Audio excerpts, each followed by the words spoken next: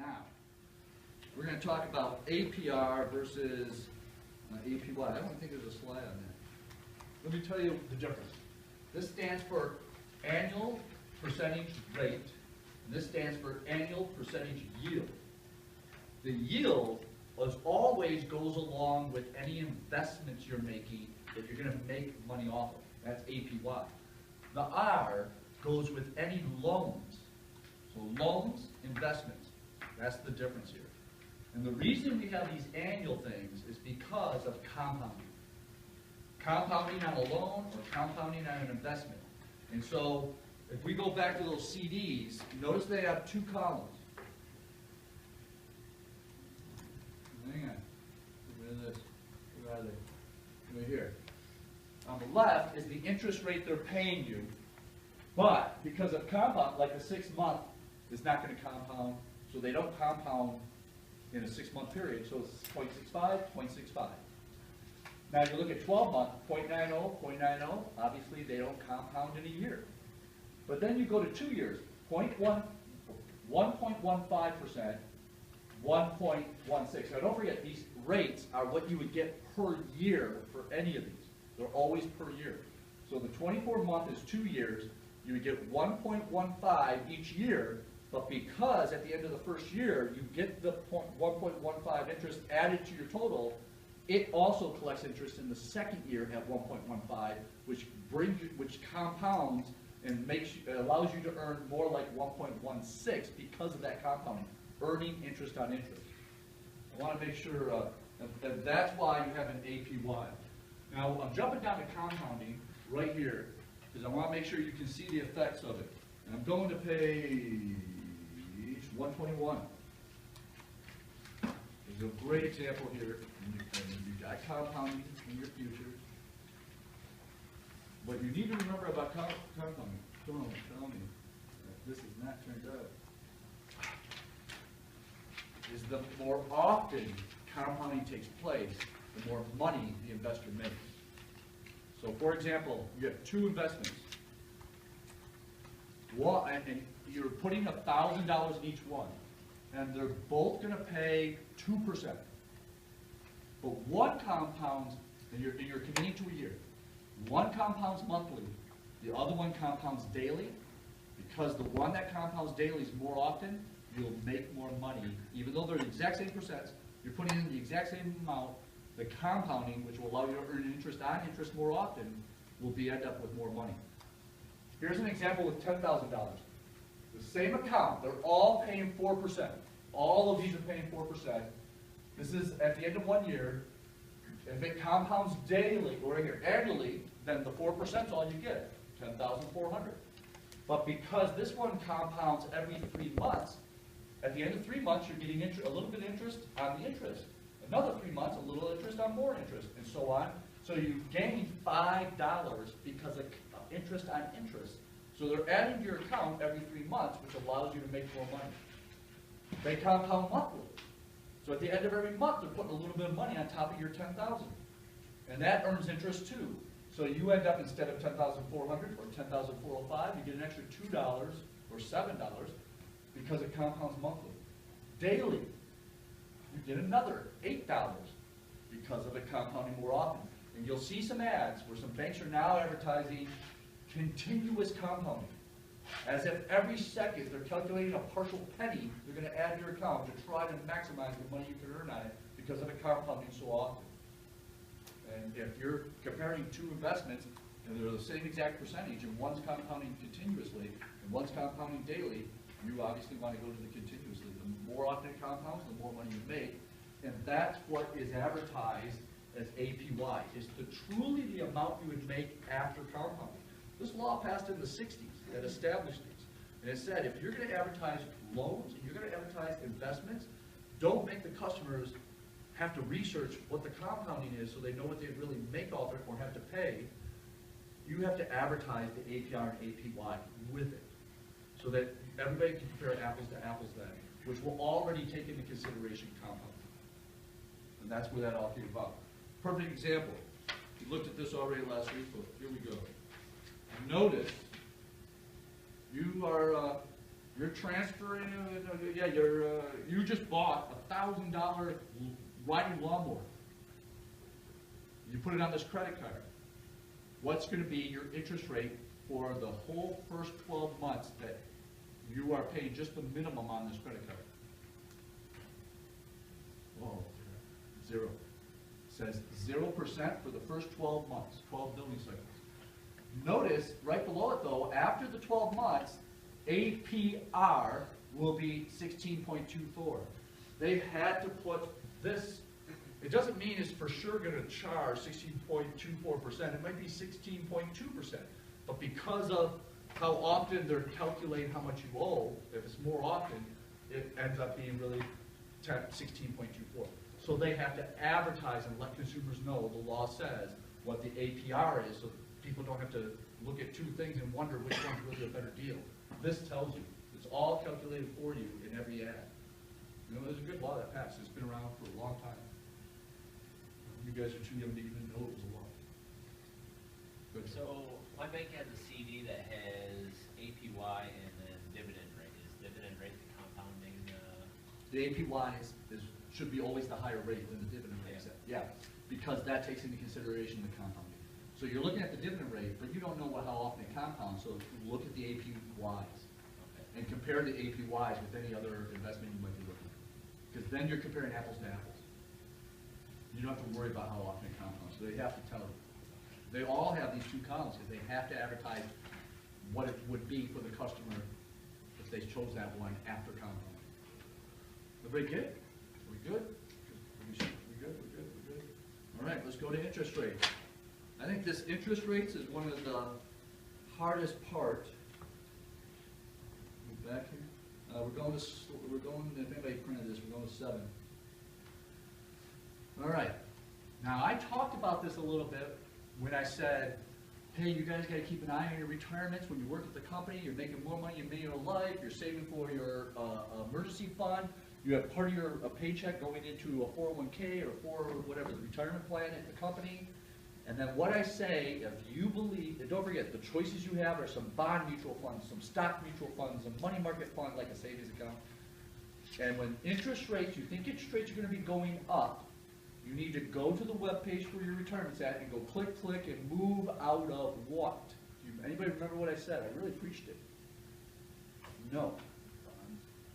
Move out of the bond mutual funds. If you think interest rates are going to be going up, you want to get out of the bond mutual funds, and most of your coworkers will not make that move. You will come out way ahead. If you think interest rates are heading down, you want to get into the bond mutual funds, because those are the big winners among the mutual funds when interest rates are on their way up. We're in a situation that just took place last week. The Federal Reserve said they are not going to raise interest rates, prime rate, which other banks borrow from each other or borrow from the Federal Reserve. They're not going to raise it, they think, for the whole year. That they see some economic indicators that say, maybe the economy's not growing as fast as we thought. They raise interest rates to try to slow down the growth so it can be manageable. But they announce, we think that we're done raising rates for the year. So that's not going down or up. That's just staying level. So there's really nothing to do or react. But if they start, if they start saying, we think now we're going to raise rates, or we think we're going to start lowering rates because the economy needs a boost, that's when you make the switch, when you see that announcement. It's all over the news, but you've got to watch the news. And the older you get, the more you watch the news, which is crazy. I can remember being in college and never watching the news, just catching a headline here and there, that's about it. I was too much into party.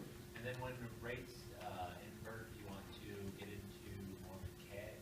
Well, when rates inverse, you want to get out of the stock market. You want to get out of your stock mutual funds that are related to stocks, because those mutual funds are going to lose 15 to 20% if it's just cars and whatever. And then you get back in after some kind of big downfall, like 20 or 15%. You want to start buying things again, or getting into the mutual funds related to stocks. And then the bonds, you also want to get into, because after a crash, usually interest rates start to head down to try to motivate the company and so in that case, you also want to get into the bond mutual funds. So if you have money in money market, because you got all your stock mutual funds, the stock market has a 15% drop, you're getting back into the stock mutual funds and into the bonds, because after the drop, you've heard the Federal Reserve announce, we're gonna start lowering interest rates here to try to get the market to get back into growth.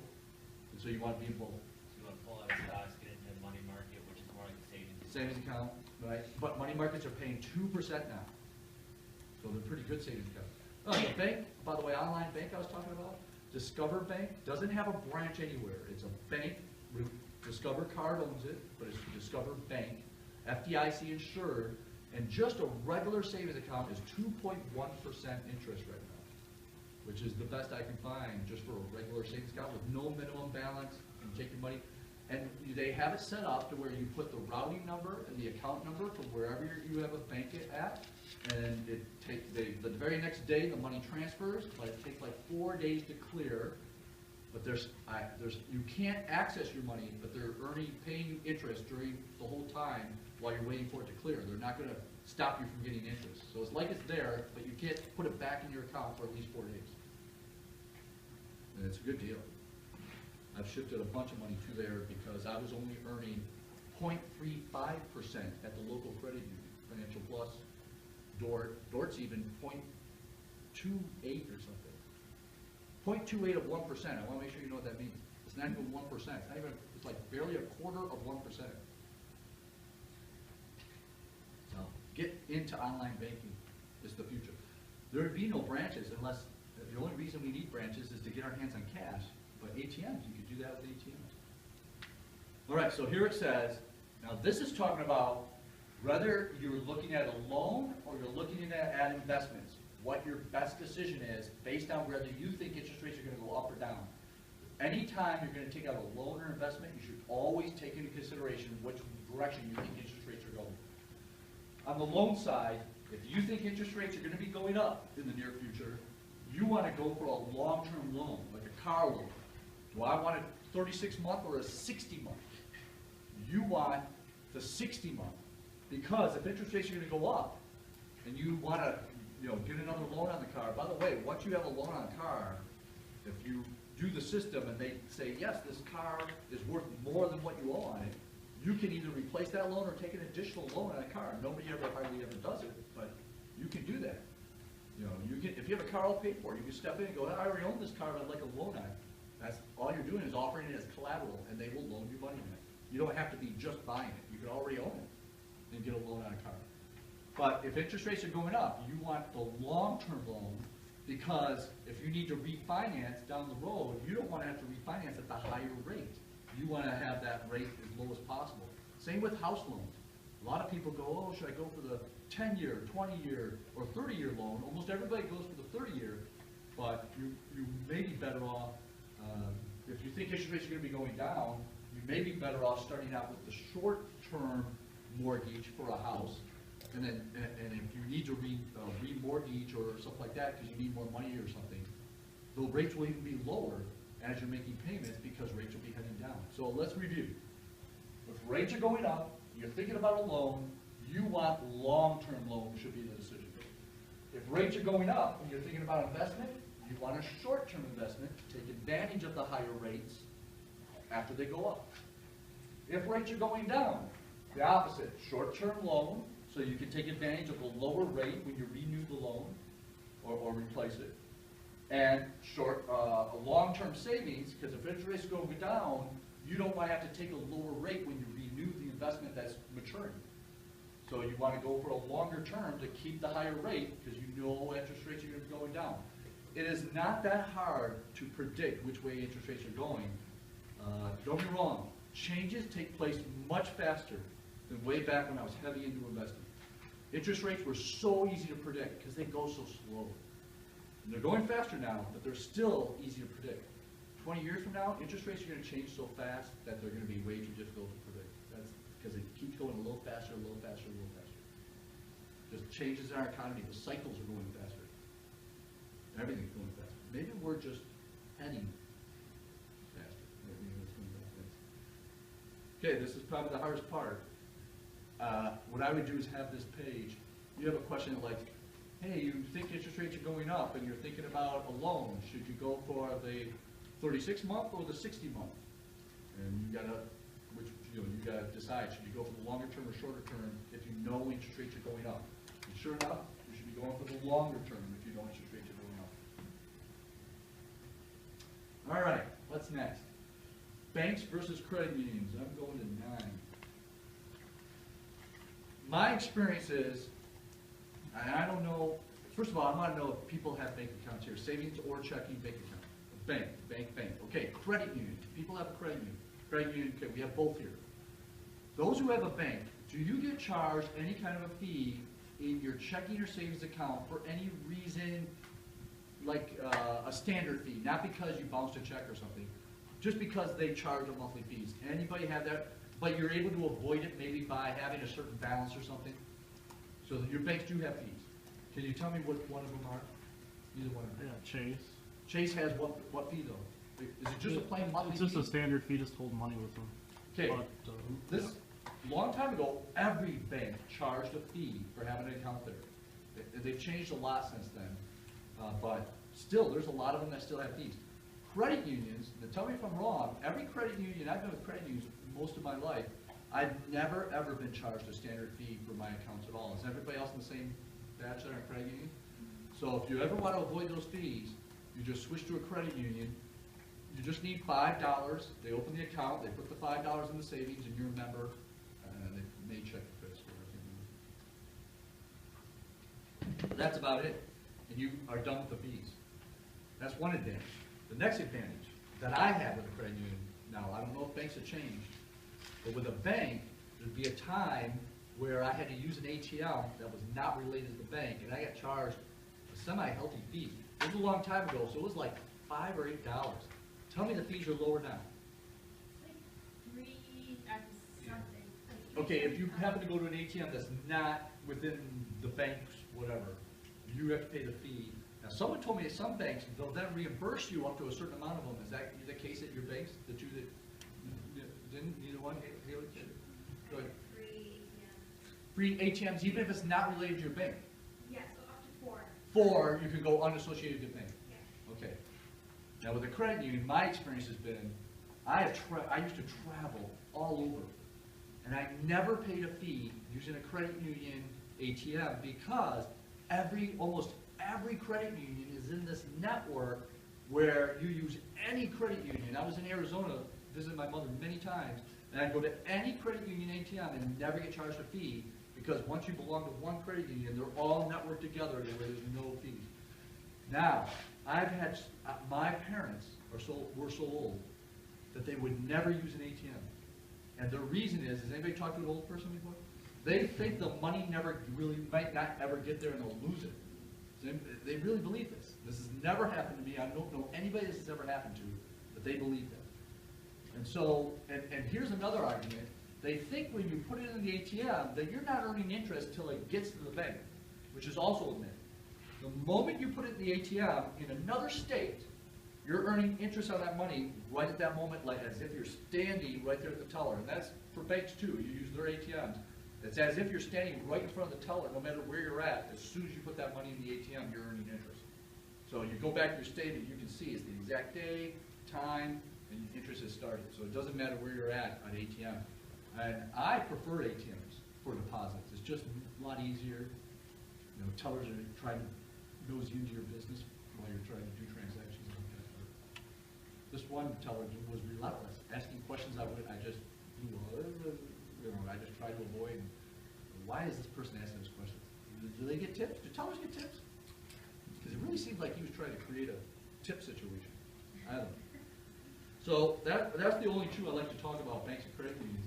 And it sounds like a little bit that there's still some advantages to belong to a credit union. So I always highly recommend it, especially a lot of you, whether you realize it or not, depending on what your degree's in, there's a chance you may be moving away for your job. My first job out of college, I had to move to Mansfield, it was Mansfield, Ohio for the training, but I ended up in Akron, Ohio. Didn't know a single soul, and didn't know how to do my banking. And luckily, I had a credit union, and I needed money right away. I was just securing my first apartment, staying in a hotel, trying to find an apartment. And because there's credit unions everywhere, I never had to pay a fee to get money out of the account by using the ATM. So there's an advantage of it that way too. All right, banks versus credit unions. Now we're going to slide 10, which is credit card companies, wait a minute, or specializing in short-term loans. What? Here's your short-term loan. And the reason, because we're about to talk about other companies you can borrow money at that are short-term loans. And the ones my pet peeve, the ones I hate the most, are payday loan companies. Don't be wrong, I know some people, just find it very useful, but I hate them. Because people don't realize that that little $15 fee for 2 weeks just seems like, oh, it's only $15. But if you do the math on it, it is ridiculous how much that $15 calculates out to in interest for the 2-week loan, which I'm about to show you. Finally, Michigan passed a law to try to say, look, payday loan companies, you got to stop totally ripping people off. We're still going to allow you to rip people off, but at least we're putting a cap on it. You can only rip people off this much. I mean, at least something's in place now to put them in their place. But before, they were allowed to charge, you could be borrowing $100 and have to pay a $20 fee. And if you do the calculation on that, that is ridiculous. So many other options are less expensive, including this. I mean, even if you didn't have, see the cash advance, even if that's not 0%, it happens to be 26.24, plus you have a fee. Where's the cash fee? Cash advance fee is 3%. Okay? So you want to borrow $200. I don't know. $200. Calculate. Ready? You ready? And you're going to get charged 3%, so let's get that part. 3%, let's see how much that is. That's going to be $9. 200 times 2%, $6. $6, that's what I meant. And now 200 times 26.24%, 0.2624, 26.24% equals $52.40. $52.40. Now, how many 2-week periods are there in a year? Or how about this? How many weeks in a year? 52. Divide this by 52. So we can see how much you have to pay for 1 week, but you're going to have the loan for 2 weeks. I'm sorry. Divide by 52. It's $1.01. You're only borrowing the money for 2 weeks, 14 days. So multiply this times 14 days. That's, I'm sorry. Multiply it times 2 weeks, which would be $2.02 in interest plus $6 fee. If you took this in cash advance, which looks like a crazy rate of 26.24, because payday loan companies are 2-week periods. That's all they're lending you the money for is 2 weeks. You would owe $2.02 in interest because you're paying off in full in 2 weeks, plus this $2.02, plus the $6. So it's only $8.02, and it's ridiculous. And a whole bunch of these are offering 0% cash advances. So you'd only pay the $6. That's it. Now, let's look at what payday loan companies are charging so you can see this. Hang on. All right. Hang on. Where'd it go? Here we go. This is the Attorney General for the state of Michigan. Your rights, they're trying to warn people. Here we go. This is the most. Oh, thank you. This is the most that payday loan companies are allowed to charge now. And I haven't experienced payday loan companies, but I'm willing to bet that they're charging exactly this amount. So in this case, the same $200 for 2 weeks. Are you ready? And you're going to get charged, it's $15 per 100, right? So $30. $30 for 2 weeks through the payday loan company versus $6 or $8 through the cash advance credit card. That's significantly different. Matter of fact, take 30 divided by 200. 30 divided by 200 is 0.15. So 15% for 2 weeks, which is 2 weeks, and there are 26 2 weeks periods. So I'm going to convert this to the yearly rate equivalent. Like this was the yearly rate for this loan. The yearly rate on, take 0.15 times 2, that's, I'm sorry, not times 2, times 26. There's 26 2 weeks periods. 0.15 times 26 is 3.9. now this is 0.15, 3.9, 3.9. We're gonna turn it into a percentage. If this is 15%, we would have moved the decimal, now it's 15%. Watch this, 1, 2. This is 390% interest on this payday loan. 390% interest. All people see is, oh, I only have to pay $30 on this $200 for 2 weeks. That's not much. It's 390% interest. You call that not much? Nobody calculates its annual equivalent if you had that loan for every 2 weeks, for example. And even the state of Michigan calculates it for you right down here. Their example is $15 on a $100 loan for 14 days. That's $1.07 per day. And then there's 365 days a year. They said the highest will allow payday loan companies to charge is 391% interest. So you can see what a ripoff this is. And yet there's people using them every day. A long time ago, I knew this guy who used to own a club at a bar in Flint, and he went into the payday loan companies. He tried to convince a mutual friend of ours to go into it, but the mutual friend said, boy, I don't know, there's something wrong with this. This is before, because this guy was charging more than 391%. He's made a lot of money off it, but I don't know how he sleeps. It's just such a ripoff. Anyway, so now you can see a lot of other options would be a much better choice if you know anybody even considering a payday loan company.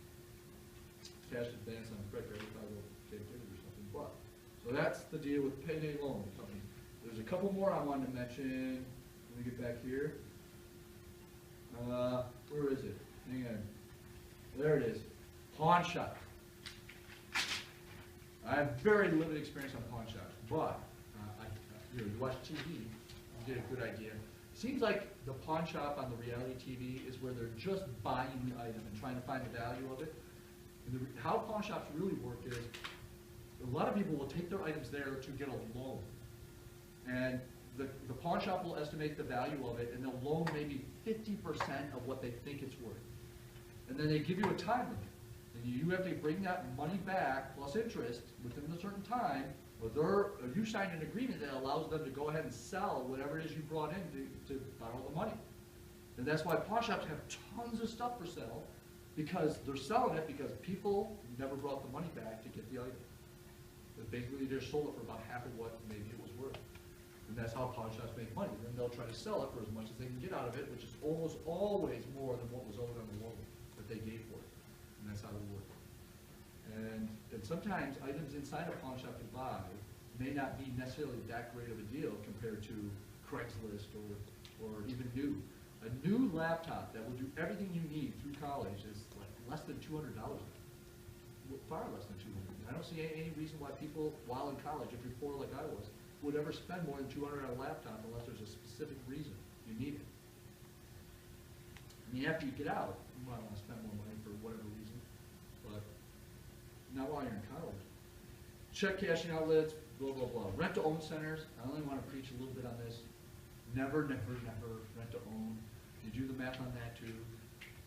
When I lived in Flint, I saw a lot of rent-to-own trucks pulling up to a lot of my neighbors, and they would be back like within a month or a month and a half picking the items up.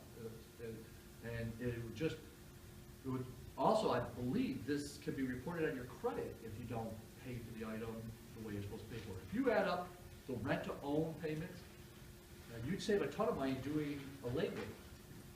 Layaway, at least you're buying the item at the real price. You just can't use it until you pay all the payments. They hang on to it for you. Layaway used to be a big thing back in the 70s, I think, and it's just starting to come back a little bit over the last few years. So rent-to-own is also a bad thing. But when you guys graduate, you're going to make enough money, you won't even consider pawn shops for rent-to-own, but I just want to make sure you know. Okay, where are we at? We're down to certificate of deposits we talked about already, right?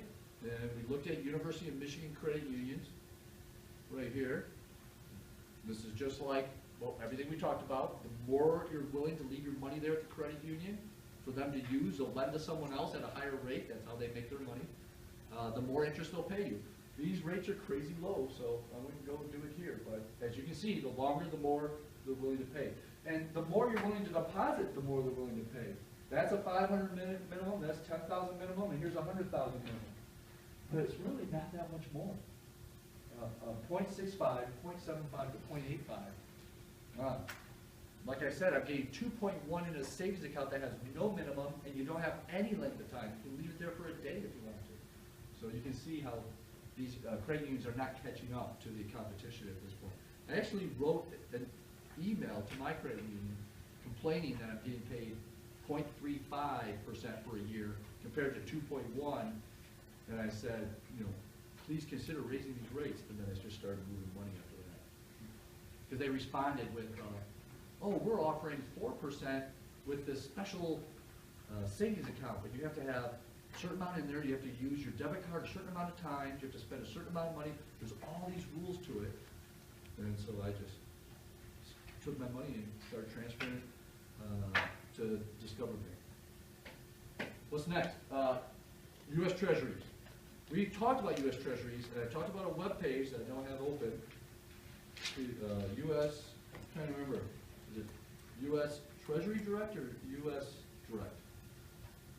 Nobody's answering. I should have did a search first. Treasury Direct, right there, .gov. There it is. In the old days, you had to go to a financial institution or a bank to get a treasury note or a treasury bill or bond, and now you can go right to the U.S. government's webpage. You can buy direct. This is like investing in a savings account or it's just like a certificate of deposit. You know, you just transfer the money here, you invest it, except I would imagine these rates are a lot higher. Here's individuals. I just want to look real quick, see if they got rates here. Right here. And where's the latest rates here? Let's go to a note here. Come on. And sometimes they'll show you what the latest rate asking bid is. I don't see it though. Anybody? This is just description. I don't know where the rates are.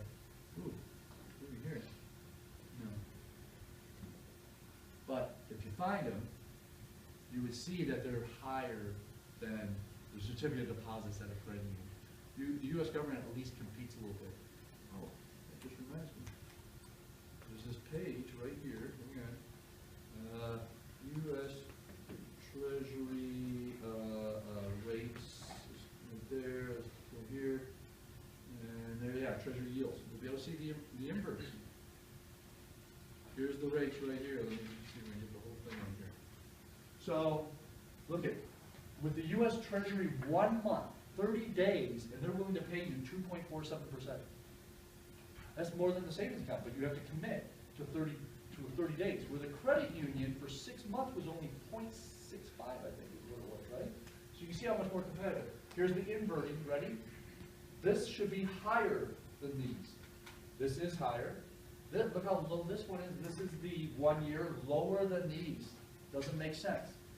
2.26 is 2 year, lower than the short term. Doesn't make sense. Inverted, inverted, inverted. 2.19 is lower. 2.21, but here's the big deal. Where's the 10 year? Oh, it came back. See, here it's inverted. This is Friday's headlines. Yahoo Finance had it all over CNBC.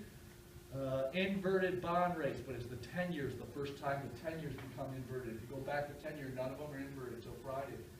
And then these are the ones, when these become inverted, that's when you know the storm may hit.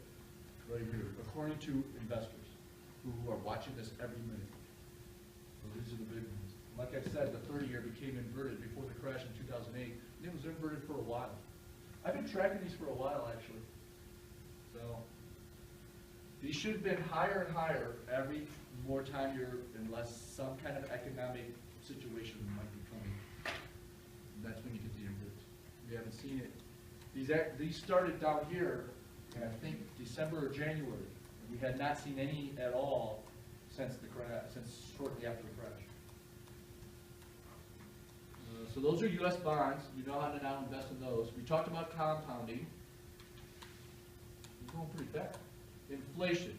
I'm going to slide 14. Whoops. Stay there.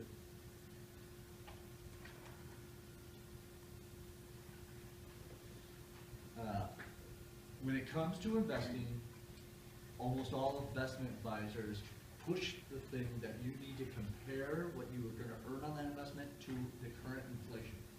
The logic is that if you're making less on an investment than what inflation is, that you're really not making anything, is their logic. Because when you take the money out, it's not gonna buy as much as it would have had you just spent it before you invested it.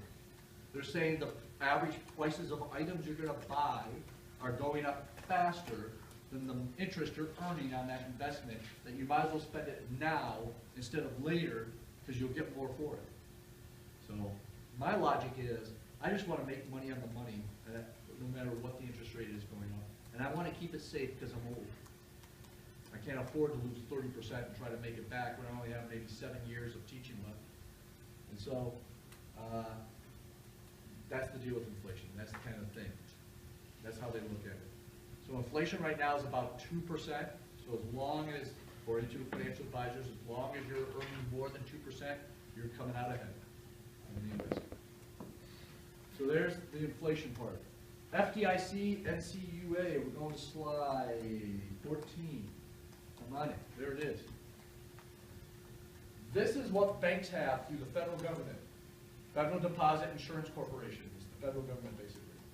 They're insuring any money you have at their bank. Some could be a savings, some in checking, some in a CD. As long as you add up all those accounts in your name, and it's less than $250,000, it's all insured. That bank goes bankrupt, you're going to get your money from the federal government. And this happened to me in 2007, I think was the year. Bank went bankrupt. I had a CD there that was offering an unbelievable rate. I look back now and realize it was such an unbelievable rate because they were having money troubles that I didn't know about. I was watching TV, and this Bank of California had people lined up around the corner, and all of a sudden they said the name of it. It was like Ally something something. And I thought, oh man, that's where I got that CD at. I couldn't believe it. I'm calling right away. I'm trying to call, figure out what's going on. And the message says this bank has been taken over by the federal government.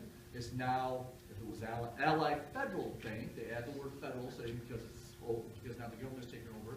And the message said, call this number, or no, it says you'll receive, if you have a savings or a checking or a certificate of deposit or whatever, I think it said call this number, or it said something like, you will be getting a letter in the mail with directions on how to get your money, or what's going to happen to your money. Finally, it came and it said, we're going to let you check, let us know what you want done with it. And I called the toll-free number and said, I want it sent to me. And they said, no problem, it's going to take a little bit of time, but no problem. It only took a couple of weeks. Got a check in the mail for the whole amount I put in the CD, so I got my money back. Plus, the length of time it was in there, they paid the full interest for that length of time. So that insurance doesn't just cover what you have in there, but the interest you earn. So it's good.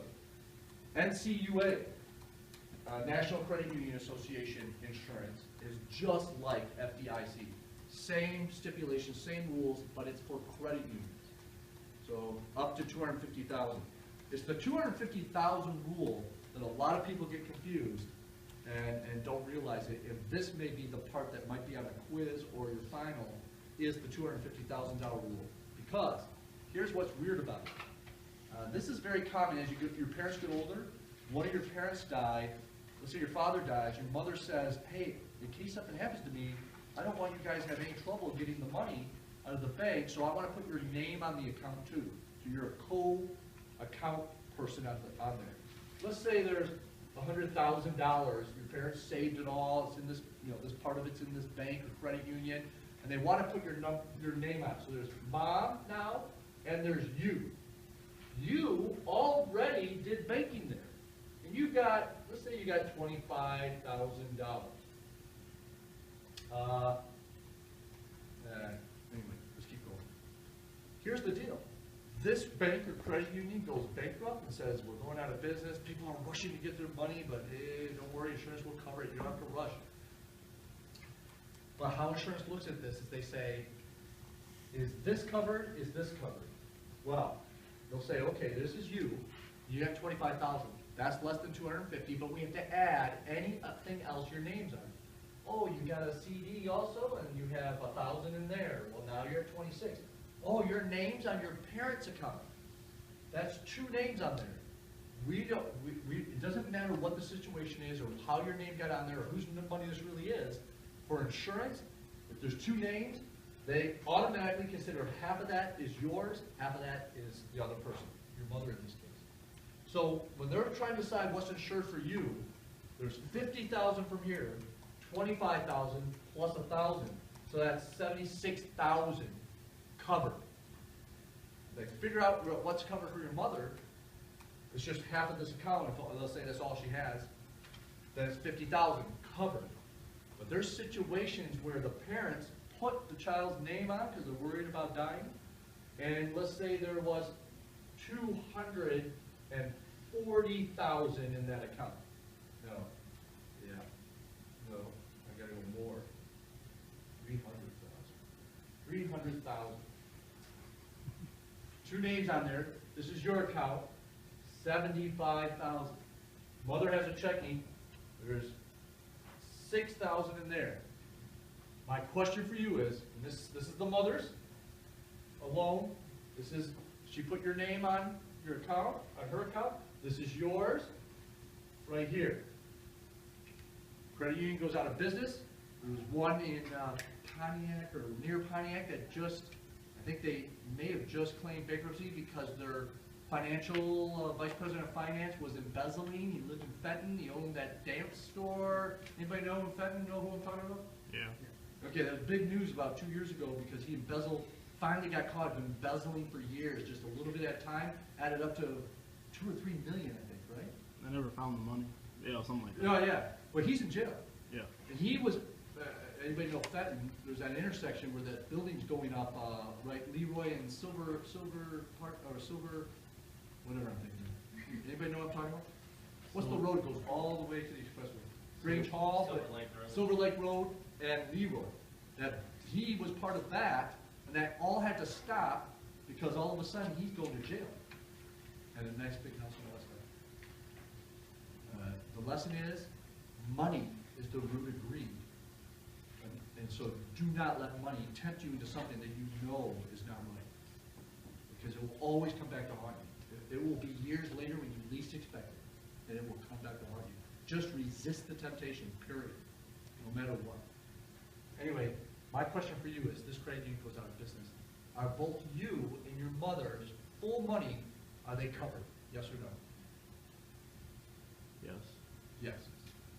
Let's add it up. First, you. Half of this 300,000 is 150. 75 more takes it to 225, plus that 1,000 makes 226. Less than 250, you're covered. Mother, half of 300 is 150, plus 6,000 makes 156, covered. Matter of fact, before mother put you on there, now are both you and mother covered? No.